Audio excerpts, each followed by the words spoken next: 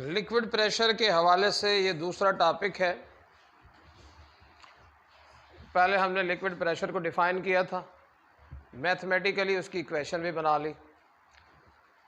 अब liquid pressure के हवाले से एक अहम लॉ है जिसको हम कहते हैं पास्कल्स लॉ। पास्कल लॉ को हम इस तरह से डिफ़ाइन करते हैं कि if pressure is applied to a liquid it is transmitted to all direction undiminished and equally. इसका मतलब ये है कि अगर आप लिक्विड के एक पार्ट पर प्रेशर लगाएं तो वो पूरे के पूरे लिक्विड के अंदर ट्रांसफ़र हो जाएगा, एक पॉइंट। दूसरा पॉइंट, इन ऑल डायरेक्शन। ऐसा नहीं होगा कि वो लिक्विड के किसी एक डायरेक्शन में स्प्रेड होगा, बल्कि वो पूरे लिक्विड की तमाम तर डायरेक्शंस के अंदर वो वाला प्रेशर ट्रांसमिट हो जाएगा, पहुंच जाएगा। दूसरा पॉइंट। तीसरा पॉइंट, अनडिमिनिश्ड, बगैर किसी कमी के वो प्रेशर ट्रांसफ़र होगा। यानी आप जितना प्रेशर अप्लाई करेंगे ना, एग्जैक्टली उतना ही प्रेशर पूरे की पूरी लिक्विड की तमाम तर डायरेक्शंस के अंदर फैल जाएगा इक्वली, और हर जगह पर जो प्रेशर पहुंचेगा वो वाला प्रेशर क्या होगा? इक्वल प्रेशर होगा, बराबर प्रेशर होगा। अच्छा, इस बात को इसने साबित करने के लिए एक एक्सपेरिमेंट किया था। इसने क्या किया, एक स्फेरिकल वाटर टैंक बनाया। ये समझें कि गोल टैंक है, पानी का समझ लें कि स्फेयर है। उसके अंदर इसने 4 मुख्तलिफ पिस्टन फिट किए। पिस्टन समझते होंगे, अगर नहीं समझते तो पिस्टन को आप इस तरह से समझ लें कि ये एक ऐसा ढकना है जो अंदर की तरफ मूव कर सकता है। समझाने के खातिर एक एग्जांपल दूं, यकीनन आप सब ने सिरिंज तो देखी होगी, ठीक है, जो वो डॉक्टर्स जो हैं मरीज़ों को इंजेक्शन लगाने के लिए यूज़ करते हैं। उसके अंदर भी एक पिस्टन लगा होता है, काले कलर का अमूमन पिस्टन लगा होता है। इसको जब खींचते हैं तो क्या होता है, यही पिस्टन बाहर आता है और दवाई इसके अंदर भर जाती है, ऐसा ही। और जब इसको प्रेस करते हैं तो क्या होता है, वो अंदर चला जाता है और यही जो मेडिसिन होती है वो इंजेक्ट हो जाती है।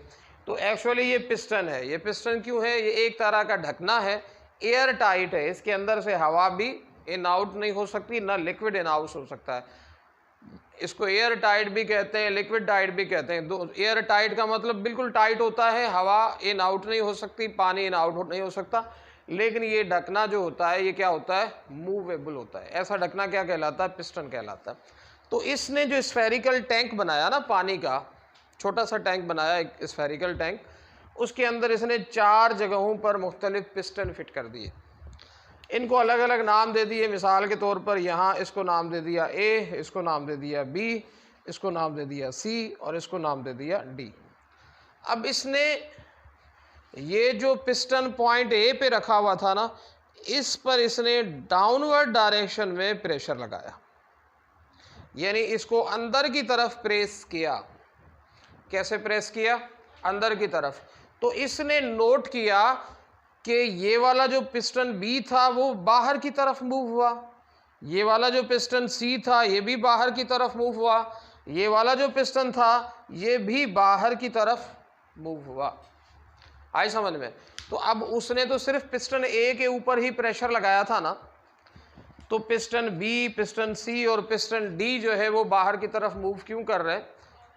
क्योंकि लिक्विड के अंदर, वाटर एक लिक्विड है ना, लिक्विड के अंदर एक सलाहियत मौजूद है कि अगर उसके एक हिस्से पर प्रेशर लगेगा ना तो वो वाला प्रेशर उस हिस्से तक महदूद नहीं होगा, बल्कि वो उस पूरे के पूरे लिक्विड की तमाम तर डायरेक्शन में फैल जाएगा। उसने सिर्फ समझाने की खातिर यहाँ पर 4 पिस्टन बनाए थे। अगर इधर 2-3 और पिस्टन भी बना देता ना तो उन पर भी वो प्रेशर क्या होता, वो यकीनन वो वाला प्रेशर उनकी तरफ भी जाता। बात समझ में आई? तो इसका पहला पॉइंट तो समझ में आ गया। कौन सा? कि लिक्विड पर जब आप प्रेशर लगाएंगे वो उसकी तमाम तर डायरेक्शन में क्या होगा? ट्रांसफ़र होगा, अनडिमिनिश्ड, बगैर किसी कमी के।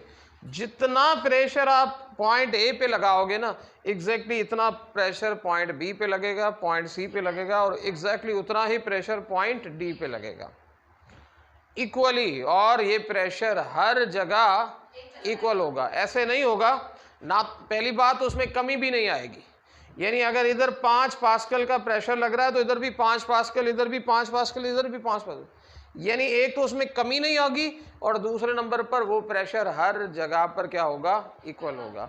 ये कहलाता है पास्कल्स लॉ। लिख लूँ इसे।